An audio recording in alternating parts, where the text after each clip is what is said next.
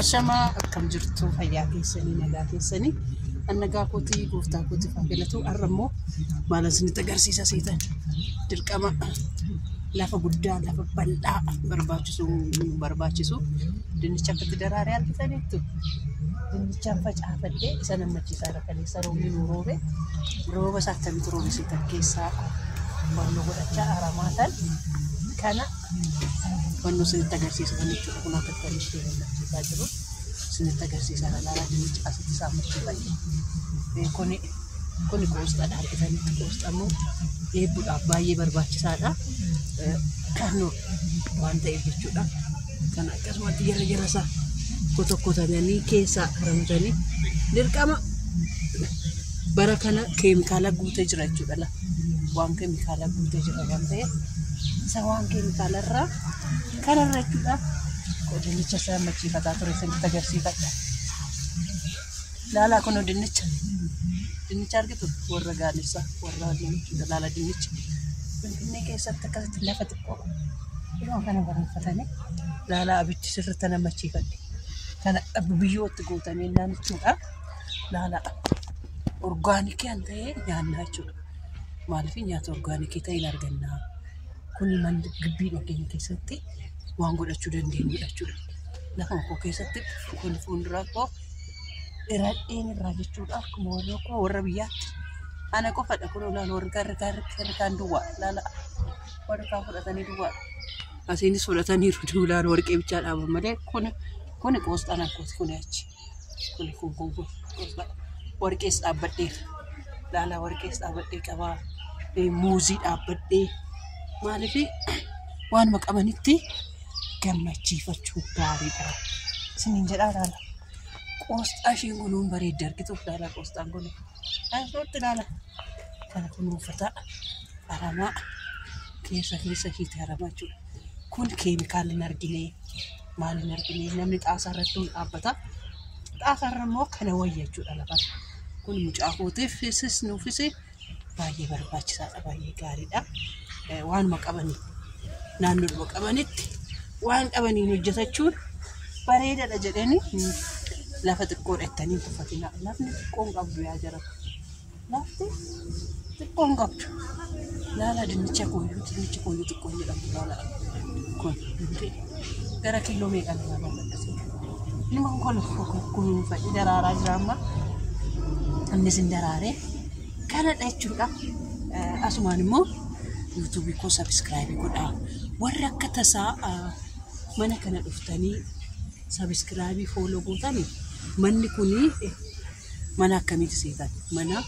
eebbaacha mucaa waggaa 8 nuuf guutetti waaqayyoof haa galatu waggaa 8 guutte garuu daayiparii fayyadamti mana kana dhuftanii fooloo anaanoo gootanoo laayikii naaf gootanoo viidiyoo koo yoodhuma isinitti toluu baatillee yaa uummata koo yoodhuma isinitti toluu baatillee bantanii yoo lafa naa gootanii anaaf gargaarsadha akkas hojjedhanii oromootti mataanii oromoon nama gargaaru maaliif akka ta'e wallaale dhugaa rabbii maaliif akka ta'e wallaale sinaan kofalchiisaa san kookoo sinin kofalchiisu hin jenne bar sinaan kofalchiisaarras garuu kofalchiisurras darbee immoo qumna gara olii gochuu gaafa du'an olii bo'uunumaa bu'aan qabu asumaanis maali yaadha heebbaa waggaa 15 guutuu akkamitti biyya keessa hin jirtu immoo biyyuma keessa teessee biyya dhaloota keenya agarree naan jettanii asumaan immoo barumsa isiniif haa ta'u jechuudha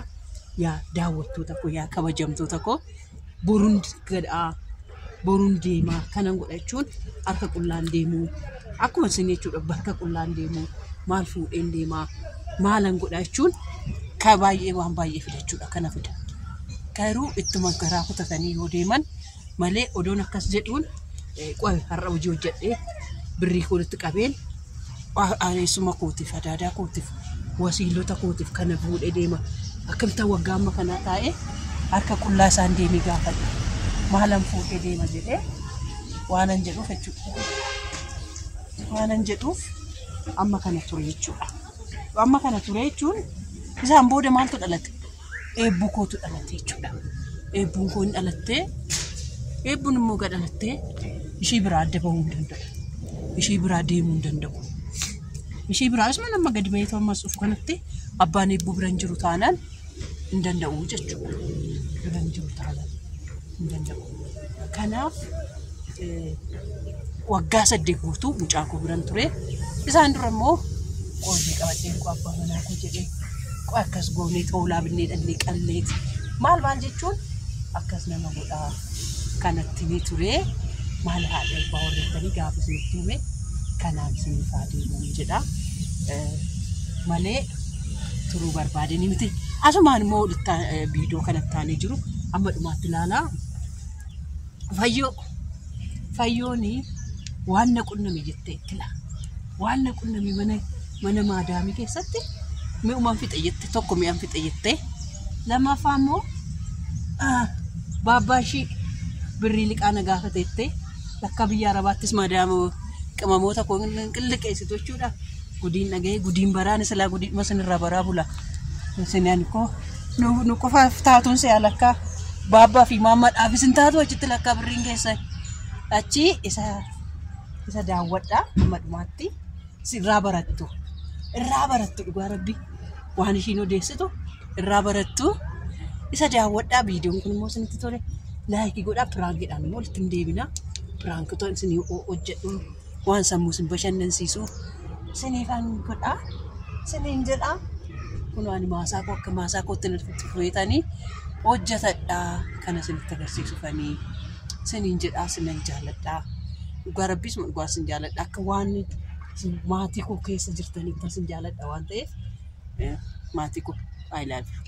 Isinan jaalladha. Ilaalaachi immoo ijoollee wanni argitaniittu bakka isaaniis immoo maaliin dhaabbadhe seetan waan maqaansaa biyya kanallee abasu wanni hundi jiru waan dhaabbadhe qo'a bakka wannoo koo baattan fayyoo koo baattan sinii fe'a bakka fayyoo koo baattan sinii fe'a akka isinitti hin baay'anne iddoo san waan dhaabbadhe jiru isinitti agarsiisa qo'a.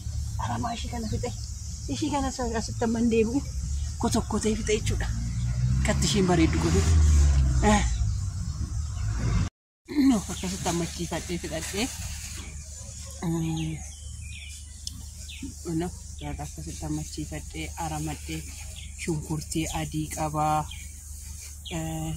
dinnichaa asitti ababbabti qabaa tuqur asmaan maqaasa asmariinuu dhuu maalidhu isa fooroo adii isa qabaa warqee qabaa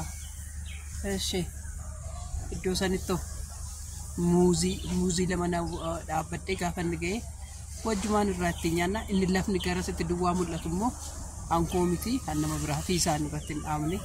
Kanarra immoo goommana facaasee gaafa inni biqile isinitti agarsiisa. Ammaaf dinnichi koo kana fakkaata. Qoosxaan koos kana fakkaata. Ijoollee keessatti ijoolleedha. Keemikaalli barra kana mannoo waan ta'eef akkasitti maasii ofii irratti fi lafuma qaban irratti lafa xiqqoo irratti akkasitti hojjetanii nyaachisuun hin danda'ama natti fakkaata.